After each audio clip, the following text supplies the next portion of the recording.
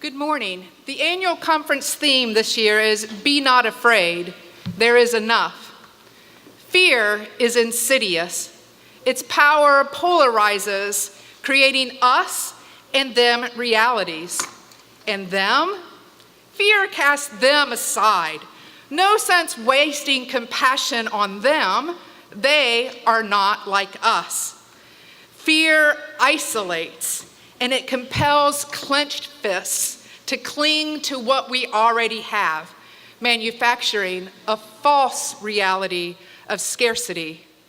There's just not enough. There aren't enough good people. There's just not enough room for those people. There's so little hope and compassion. There isn't enough redemptive power to transform that person. And so I end up hoarding goodness, hope, compassion, friendship, money, and I even hoard Jesus. Why? Because I need to save it, because there just isn't enough. And yet, at Pentecost, God's Spirit comes as a mighty rushing wind, obliterating the chains of fear. The Holy Spirit propels us headlong into the messiness and the chaos of life. For it is there where we really experience and find Christ, not so much in the sanitized trappings of church or home. And suddenly, because of the Holy Spirit, we see gifts, we see abundance, we see beauty and possibility in those very same people and very same streets we once feared.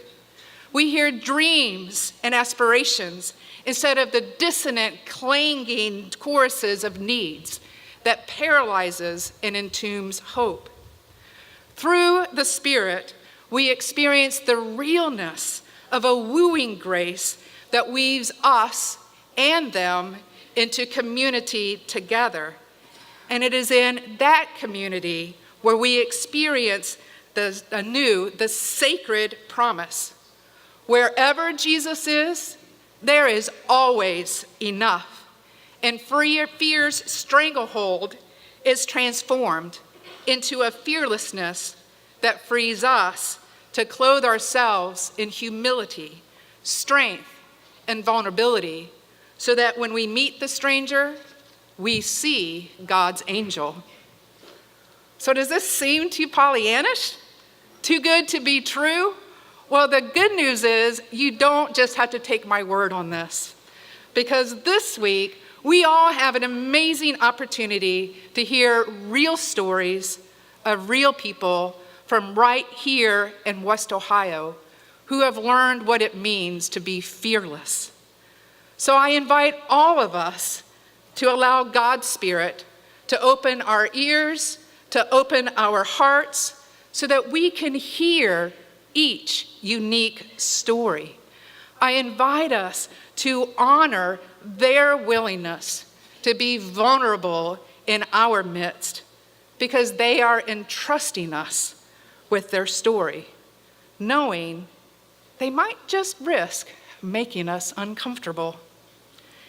And as we listen to the fearless stories, I invite us to suspend our own lived realities long enough so that we can hear them, hear their pain, their suffering, hear the dream and aspiration that's pregnant within their story, and take stock of the wealth of assets that's resident within us as followers of Jesus, our congregations, our neighborhoods, our towns, our hollers, that when harnessed, it can and will heal and transform the power of fear that seeks to paralyze, dehumanize, and divide.